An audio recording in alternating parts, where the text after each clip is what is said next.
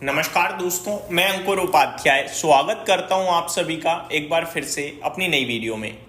दोस्तों, यहां पे आप सभी के साथ बात करने वाला हूं भारतीय बाजार के बारे में, जिसमें हरियाली तो दिख रही है लेकिन केवल और केवल इंडेक्स लेवल पे। बाकी ब्रॉडर मार्केट आपके लिए कुछ खास कर नहीं रहा है इस समय।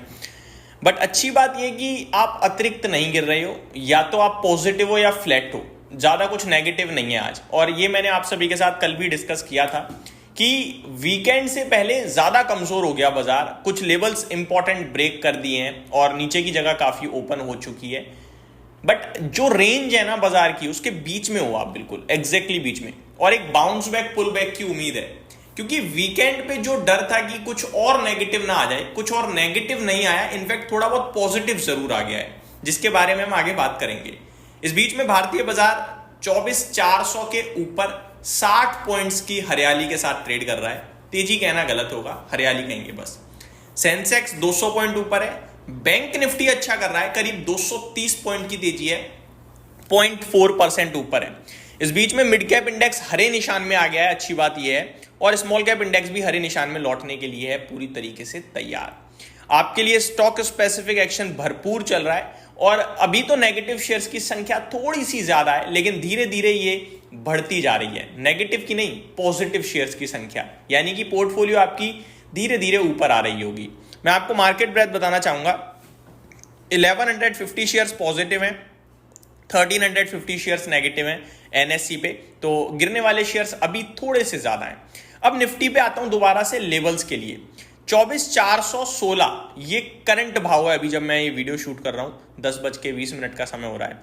यहां से ऊपर या नीचे, तो लेवल समझिए आप, नीचे 24,200 और ऊपर 24,500, ये लेवल मैंने आपके साथ शेयर किया था। कल निफ्टी 24,360 पे था, 160 पॉइंट नीचे और 140 पॉइंट ऊपर, आप बीच में बैठे थे।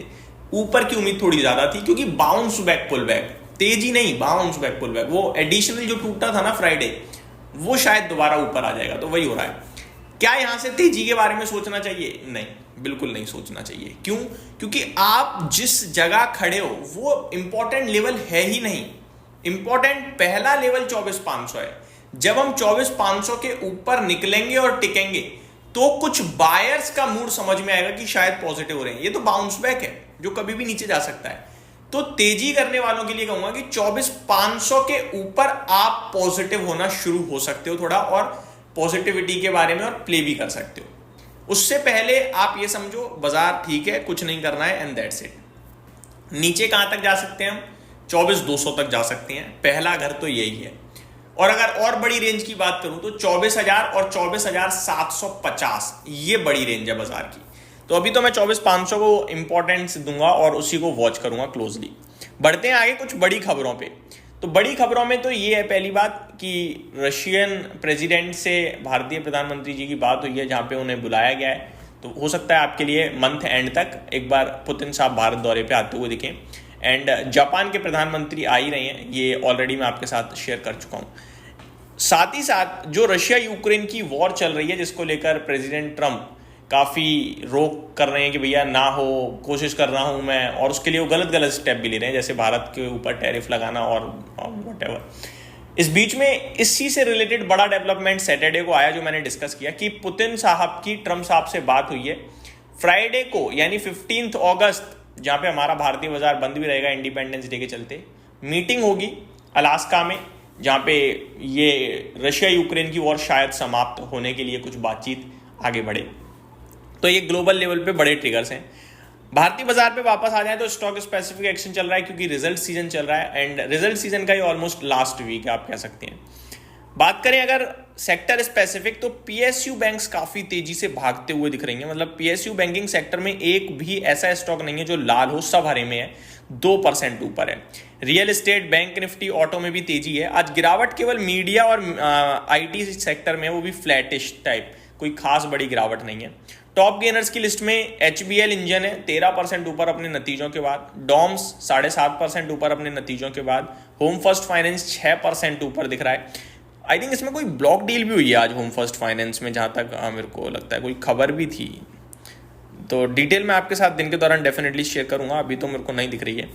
केपीआईएल एंड एकम ड्रग्स, इसमें तेजी देखने को मिल रही है। गिरावट में एक बार फिर पीजी इलेक्ट्रोप्लास्ट 15% नीचे। मैंने वीकेंड पे वीडियो भी बनाई थी कि मैनेजमेंट ने रेवेन्यू गाइडेंस और प्रॉफिट गाइडेंस कट नहीं करा है, खत्म कर दिया है।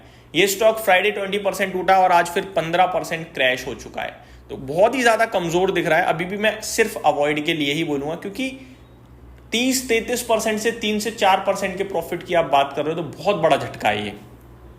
अंबर एंटरप्राइजेस में 5.5% की गिरावट है। वोल्टास खराब नतीजों के दम पर 1200 तक गया था दिन के दौरान, अभी 1250 है, तो रिकवरी मोड में भी चल रहा है वोल्टास, ये भी बड़ा इंटरेस्टिंग है। बाकी नंबर्स तो वीक थे। स्नाइडर इलेक्ट्रिक एंड एस में भी गिरावट देखने को मिल रही है आप सभी को आज के सेशन में। टाटा मोटर्स, जैसा कि आपसे कहा था कि नंबर्स आपको ईयर ऑन ईयर खराब लग रहे हैं, लेकिन अनुमान से बेटर है और कमेंट्री भी ठीक है, तो पॉजिटिव रहना है। 2.5% ऊपर खड़ा है। दोस्तों, जब चीजें क्लियर कट दिखती है तो क्लियर कट आपके साथ शेयर करता हूं, उसमें कुछ झोल नहीं होता। यही सबसे बढ़िया बात है कि आपको जो नंबर्स कह रहे हैं वही मैं शेयर करता हूं। ऐसे नहीं कि प्राइस के साथ अपना व्यू बदल जाएगा, नहीं। अगर यहाँ टाटा मोटर्स नीचे होता तब भी मैं यही कहता कि नंबर्स ठीक थे बट स्टॉक नीचे है। तो आगे बढ़ते हैं। एसबीआई 2% ऊपर देखने को मिल रहा है। बात करें दोस्तों निफ्टी की, तो 18 स्टॉक्स, इनफैक्ट 17 नेगेटिव है। टाइटन 1% के करीब नीचे है। आईसीआईसीआई बैंक और एचडीएफसी लाइफ इंश्योरेंस थोड़ा सा नीचे है।